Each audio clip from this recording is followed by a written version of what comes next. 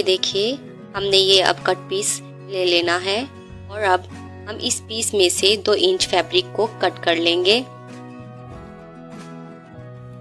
Guys, अब हम buckram के पीस लेकर इस फैब्रिक को इस तरह से बुकरम पर रखकर 1/2 इंच के फासले से कटिंग कर लेंगे, इस तरह से। गाइस, अब हम इस पीस को वेस्ट कर देंगे, बुकरम को एक प्लेन फैब्रिक पर पेस्ट कर देंगे और फिर इस तरह से दोनों साइड से बुकरम के साथ साथ फोल्ड कर देंगे।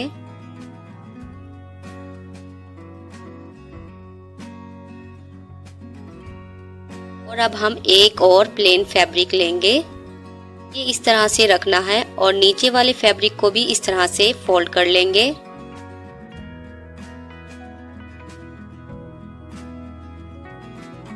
गाइस, अब हम यहाँ पर सिलाई लगा लेंगे।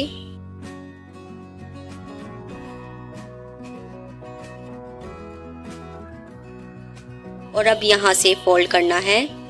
ये हमने प्रेस इसलिए किया था ताकि हम आसानी से सिलाई लगा लें और अब हम इजीली दोनों साइड पर सिलाई लगा लेंगे।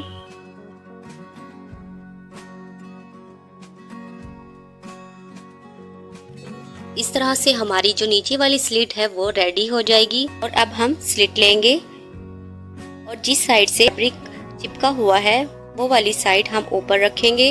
इस तरह से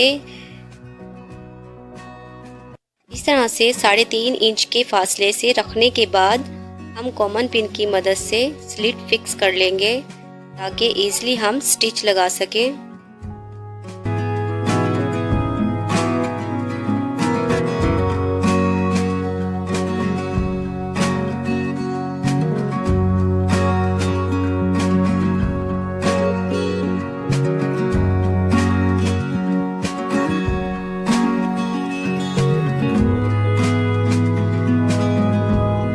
तो गाइज, ये देखिए, बहुत ही खूबसूरती के साथ हमने इन कट्स को कवर कर लिया है और कोई सलवट नहीं है।